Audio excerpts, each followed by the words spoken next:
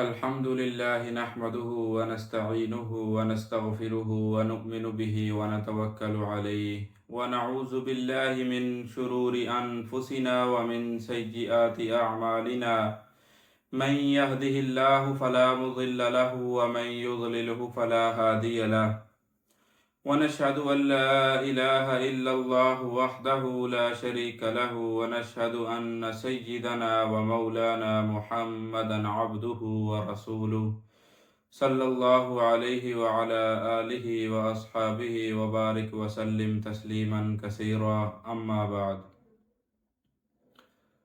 تو جیسا کہ آپ حضرات کو معلوم ہے کہ رمضان المبارک کا مہینہ شروع ہے اور پہلا عشرہ جو ہے وہ ختم ہو چکا ہے، اور اب دوسرا عشرہ رمضان المبارک کا شروع ہے جو کہ استغفار کا عشرہ ہے۔ اس میں ہم سب کو چاہیے کہ زیادہ سے زیادہ اللہ رب العزت سے توبہ اور استغفار کریں۔ پھر تیسرا عشرہ رمضان المبارک کا انشاءاللہ آئے گا جو جہنم سے خلاصی کا عشرہ ہوگا، تو دوسرے عشرے میں توبہ اور استغفار کریں گے تو اللہ تعالیٰ جہنم سے نجات بھی عطا فرما دیں گے۔ تو آج ہم بات کریں گے کہ روزہ کن وجوہات سے نہ رکھنا جائز ہے۔ رمضان المبارک کے روزے ہر عاقل بالغ مسلمان پر فرض ہیں اور بغیر کسی عذر کے روزہ نہ رکھنا حرام ہے۔ اگر نابالغ لڑکا یا لڑکی روزہ رکھنے کی طاقت رکھتے ہوں تو ماں باپ پر لازم ہے کہ ان کو بھی روزے رکھوائے جائیں۔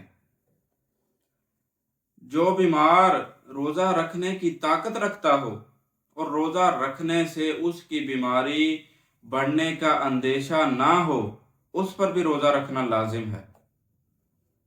اگر بیماری ایسی ہو کہ اس کی وجہ سے روزہ نہیں رکھ سکتا یا روزہ رکھنے سے بیماری بڑھ جانے کا خطرہ ہو تو اسے روزہ نہ رکھنے کی اجازت ہے، مگر جب تندرست ہو جائے گا تو بعد میں ان روزوں کی قضا اس کے ذمے فرض ہے، لازم ہے۔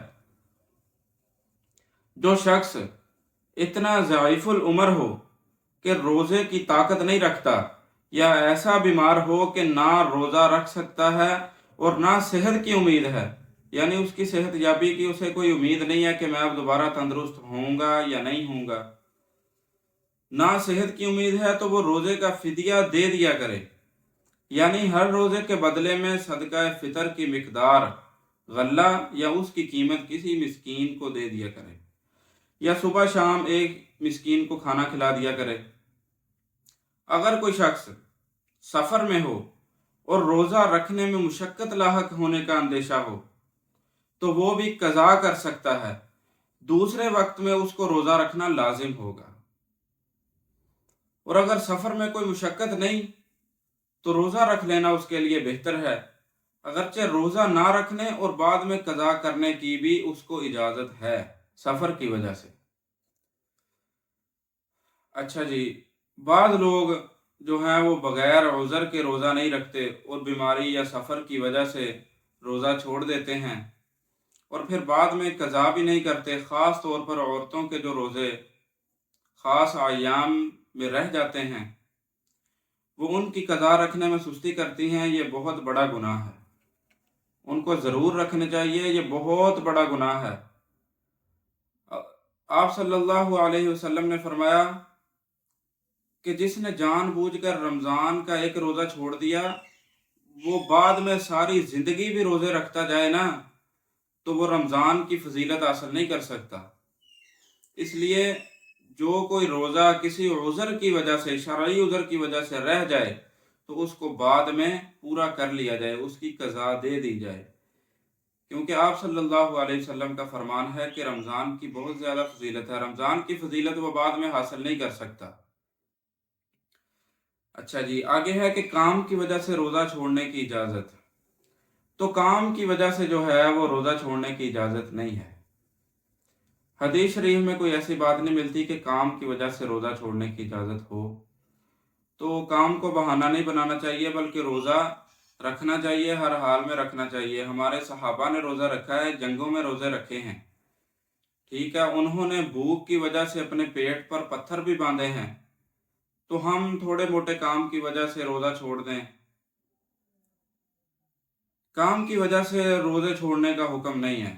البتہ یہ مالکوں کو حکم دیا گیا ہے کہ رمضان میں مزدوروں اور کارکنوں کا کام ہلکا کر دیں۔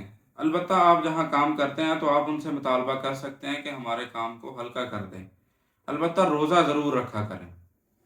جو کہا سنا ہے، اللہ رب العزت اس پر عمل کرنے کی توفیق عطا فرمائے، اور ہم سب کو روزہ رکھنے کی توفیق عطا فرمائے اور اس کی طاقت عطا فرمائے، آمین۔